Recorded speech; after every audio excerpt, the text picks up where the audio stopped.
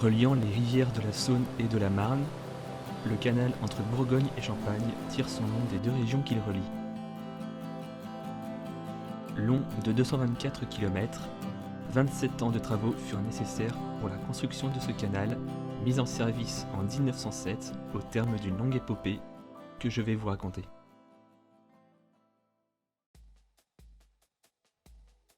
Tout commence au XIIe siècle, pendant l'année 1157, dans l'est de la France.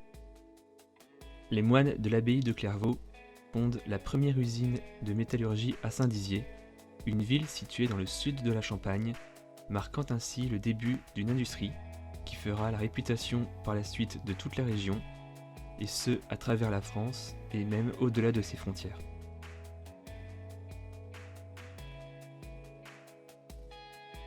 Car 600 ans plus tard, en 1770, l'activité métallurgique connaît un tel essor que la région de Saint-Dizier est le principal pôle industriel métallurgique français.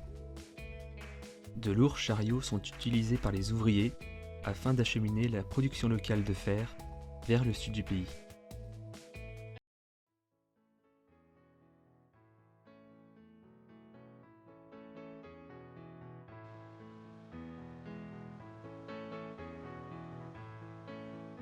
Seule rivière stratégique dans cette région car affluent du Rhône, la rivière de la Saône est alors empruntée par de nombreux bateaux traversant la France afin d'y acheminer toutes les ressources produites partout dans le pays.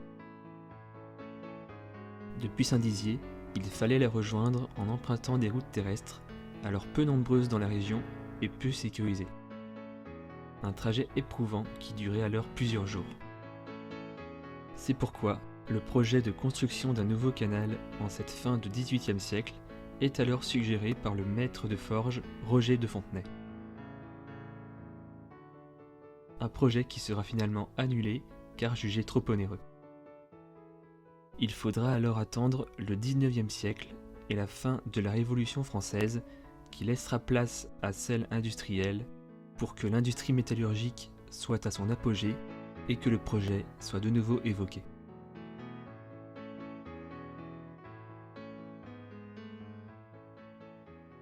En 1835, le secteur de la métallurgie est alors en plein apogée.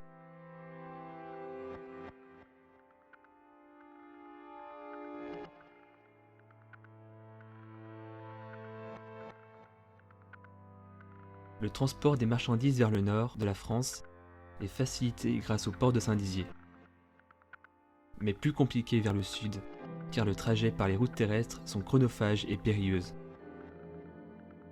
Cette année marque l'adoption locale du projet d'aménagement du futur canal. 10 ans plus tard, en 1845, le projet est adopté par la Chambre des députés, future Assemblée nationale. Débutent alors de longues années de travaux. Le premier tronçon reliant Vitry-le-François à la petite ville de Chamouillet, située près de Saint-Dizier, est inauguré en 1866. 4 ans plus tard, le canal est prolongé jusqu'à Donjeu, sur une distance de 72 km. Il sera finalement achevé en 1907, avec son embouchure dans la Saône en la petite ville de Maxilly, située à une quarantaine de kilomètres à l'est de Dijon. Les travaux du canal jusqu'à la Saône dureront près de 30 ans à cause de plusieurs obstacles tels que le plateau de Langres, qui nécessitera le creusage du tunnel de Balhem pour le franchir.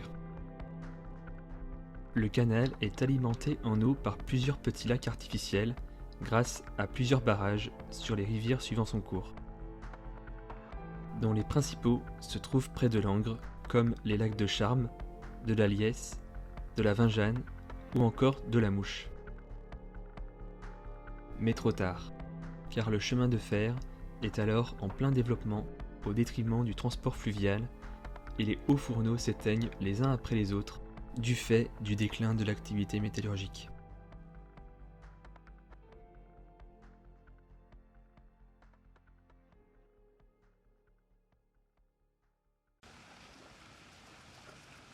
Grâce au développement du tourisme, le canal retrouve une utilité et est l'un des itinéraires de choix pour découvrir le nord de la Bourgogne et la Champagne en longeant son cours calme, rythmé par ses 114 écluses.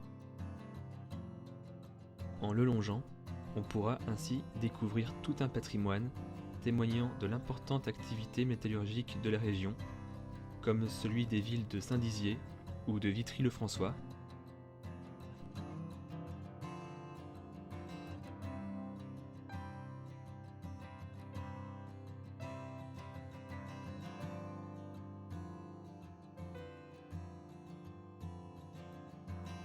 ainsi que plusieurs cités typiques de la région, telles que Chaumont, qui fut la capitale des comtes de Champagne,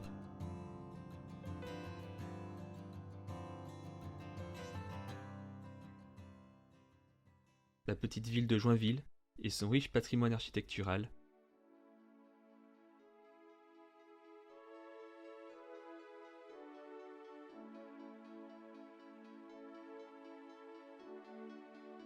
et bien sûr, la ville perchée de Langres, avec ses fortifications et son centre historique qui virent naître le philosophe Diderot.